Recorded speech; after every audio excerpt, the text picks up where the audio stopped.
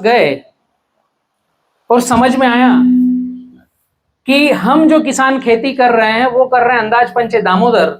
तो 2006 में हमने निर्णय लिया कि हमें सीखना पड़ेगा। तो आप जैसे मित्र जो मुझे बुलाए इतने 800 किलोमीटर दूर से, ऐसे ही हमने एक 16 मित्रों का ग्रुप बनाया और हमने किसान पाठशाला चालू करी।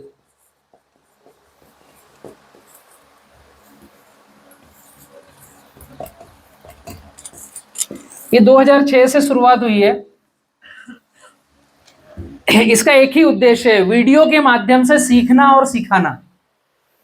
और इसमें हम दिमाग नहीं लड़ाते, किसी प्रोडक्ट का नाम लेना नहीं, किसी कंपनी का प्रचार करना नहीं, जितना आता है उतना ज्ञान बांटना, जितना नहीं आता है जिस जगह जा रहे हैं वहां से सीखना। आप में से कोई व्यक्ति ऐसा अगर हो, मेरी बातें सुनते सुनते आपको अगर ऐसा लगे कि पूरे हिंदुस्तान के किसानों तक आपके खेत की जानकारी जाना चाहिए, तो आप यहाँ मंच पर आकर मुझे बतला सकते हो कि और यह भी नए आयाम है, ताकि मेरे माध्यम से, इस मंच के माध्यम से आपकी बातें और भी किसानों तक जा सके। 2010 तक ऐसे सामने बैठकर पेन कागज पे मैं सीखता रहा। 2010 में एक गड़बड़ी हुई। अब जिस एग्रोनॉमिस्ट को हम बुलाते थे, एक विडंबना क्या है पता है, मेरी हर बात में आपको कुछ ना कुछ लगेगा कि मैं कुछ ट्विस्ट या पंच दे रहा हूं, लेकिन ये रियलिटी है। अब हम किसको बुलाएंगे? या तो कृषि वैज्ञानिक जो पीएचडी होल्डर है, जो गवर्नमेंट के साथ बैठे हैं ऑफिसों में, उनको हम बुलाएंगे कि आओ हमें सिखाओ। तो जो भी कृषि वैज्ञानिक है जो गवर्नमेंट अधीन है, वो किताबों से बंधे हुए हैं। एक्चुअली एक तो कैमरे के सामने आकर बोलना, फिर दूसरा माइक लेना, फिर 500-600 किसान, 200 किसान, 25 किसान के सामने चर्चा करना, मतलब यहां पर थोड़ा डेयरिंग चाहिए, जिगरा लगता ना बोलते समय। तो वो किताबी ज्ञान में कम है, पहली चीज। दूसरी चीज, जब वो बोलते हैं तो गड़बड़ी क्या है कि ऐसा कोई शब्द ना निकल जाए जो किताब में ना हो, वरना कोई उनको क्रॉस क्वेश्चन करेगा, सर कौन से कॉलेज में पीएचडी करी आपने, ये तो है नहीं किताब में। तो ये भी उनको डर है। एक वाक्य में बतला रहा हूं आपको, यूपी बरेली कृषि यूनिवर्सिटी, जहां पर मुझे बुलाया गया कि बलराम भाई आप केले के बारे में चर्चा करते हो, यूपी में भी केले की पाठशालाएं ले रहे हो, तो हमें बताओ यूपी में केला होगा कैसे। उसका मैंने वीडियो किसान पाठशाला पर डाल रखा है। एक सीन समझना, एक 2 मिनट का वाक्य बतला रहा हूं। 5 से 6 ऐसे एग्रोनॉमिस्ट हैं बरेली उस यूनिवर्सिटी में। एक एग्रोनॉमिस्ट को तो मैं बाय नेम फेस उनके घर पे जाकर देख चुका हूं, उनके गांव में भी केला लगता है पिछले 25 साल से। वो जो एग्रोनॉमिस्ट यूनिवर्सिटी के जो डीन है वो मेरे सामने बैठे हैं, वो पूछ रहे हैं कि यार यूपी का क्लाइमेट सूट नहीं करता।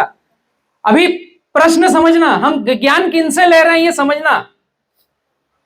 एग्रोनॉमिस्ट मुझे बोल रहे हैं कि बलराम भाई आप यूपी में केले का प्रचार कर रहे हो, यूपी में तो केले का क्लाइमेट ही नहीं है, क्योंकि केला होता है दक्षिण भारत में, जहां 28 से 32 डिग्री का टेम्परेचर, हवा में 50% नमी, वहां केला अच्छा होगा, ये किताब में लिखा हुआ है। 28 से 32 डिग्री टेम्परेचर, 50% नमी, वहां केला अच्छा होगा। अभी ये कहां लिखा है कि यूपी में 10 डिग्री टेम्परेचर में नहीं होगा? यहां अच्छा होगा ये लिखा है, नहीं होगा ये कहां लिखा है? और जो मुझे वहां क्रॉस क्वेश्चन कर रहे हैं, उनके गांव में, उनके घर पे मैं चाय पी के आया हूं, उनके गांव में 25 साल से केला हो रहा है। यूपी बरेली यूनिवर्सिटी में मुझे बिठाकर पूछा, तो मैंने कहा सर आप बात कर रहे हो किताबी ज्ञान की, रियलिटी मुझे बताओ, आपके गांव में कितने साल से केला हो रहा है? 25 साल से।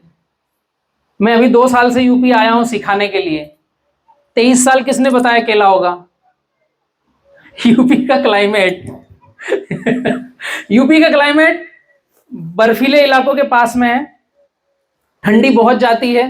नवंबर, दिसंबर, जनवरी, फरवरी 4 महीने हेवी ठंड रहती है, पत्तों पर बर्फ जम जाती है, -डिग्री जाता है। केला हो रहा है, अच्छा हो रहा है। क्लाइमेट कंट्रोल करना पड़ेगा तो और बेहतर होगा। मैंने कहा ऐसे प्रश्न मुझसे पूछो जो एथेंटिक हो, किताबी ज्ञान वाले प्रश्न मत पूछो। आप जहां रहते हो वहीं केला हो रहा है, मैंने नई बात क्या बतला दिया करके। और इत्तेफाक हुआ कि यूपी में 2021-22 प्लांटेशन हमने किया था लखीमपुर खीरी। भारत का पहली बार, यूपी का पहली बार नवरात्रे के नवमी के दिन और दशहरे के दिन एक्सपोर्ट हुआ हमारा जो बीके बनाना वहां लगा हुआ था, जो मेरी गाइडलाइन में था। 25,000 केले के प्लांट लगे थे। दलजीत सिंह उस किसान का नाम है। ये इतिहास बन गया यूपी का पहली बार एक्सपोर्ट होना। जहां किताबी ज्ञान में केला लग नहीं सकता, हो नहीं सकता, वहां से हम इतनी अच्छी क्वालिटी बना रहे हैं कि वो एक्सपोर्ट हो रहा है।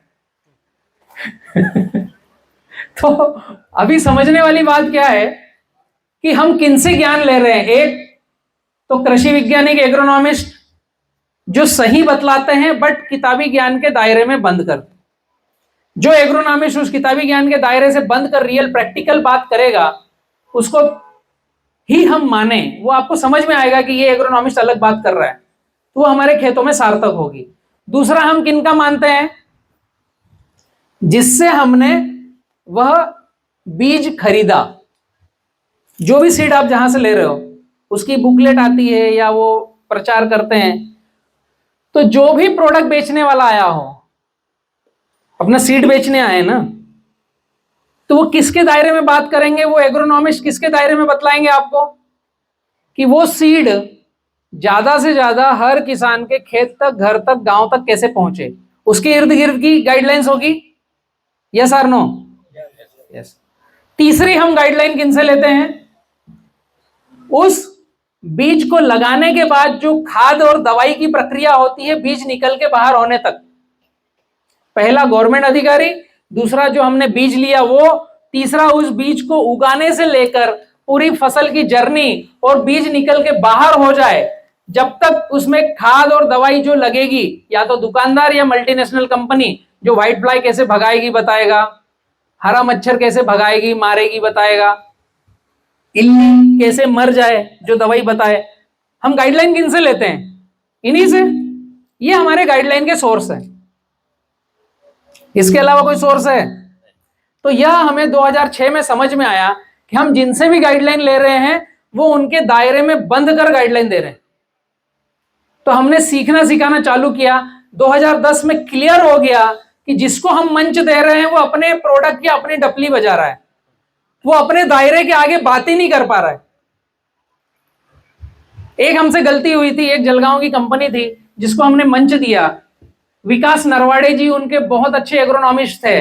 उनकी एक चॉकलेट आती थी, अरेना चॉकलेट, 5 रुपए की, जो एक पंप में डलती थी, जिससे प्लांट बूस्ट होकर भगता था। जादू की डब्बी अरेना चॉकलेट 5 रुपए की, जो जलगांव में बनती थी, उनको हमने मंच दिया।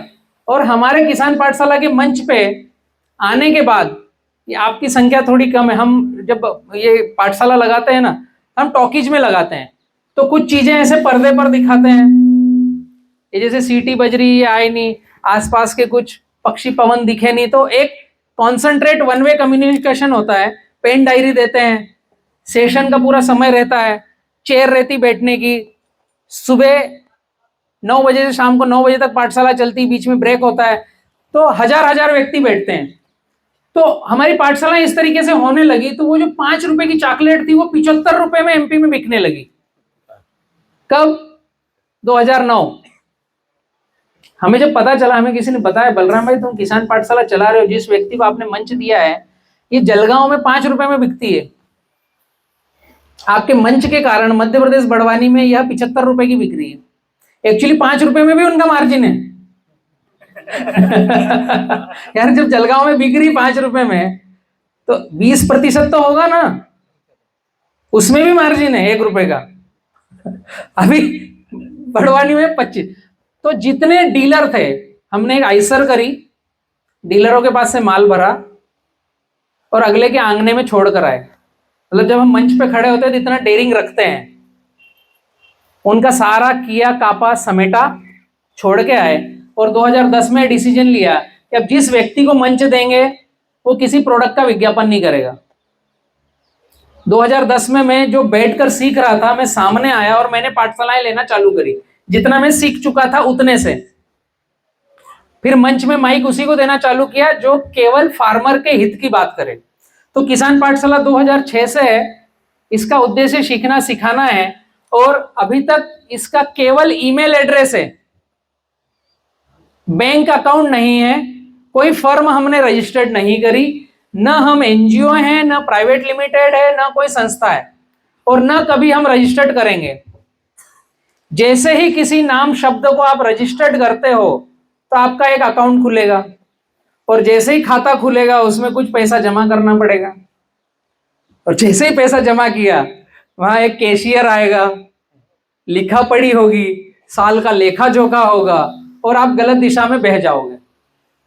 इसलिए हमने किसान पाठशाला का कोई कहीं रजिस्ट्रेशन नहीं किया। बैंक अकाउंट खुलेगा कभी नहीं, ईमेल एड्रेस है, यूट्यूब पर चैनल है, ये जो किसान पाठशाला चैनल है इसको सब्सक्राइब कीजिए, आपको हमारी जानकारी मिलती रहेगी।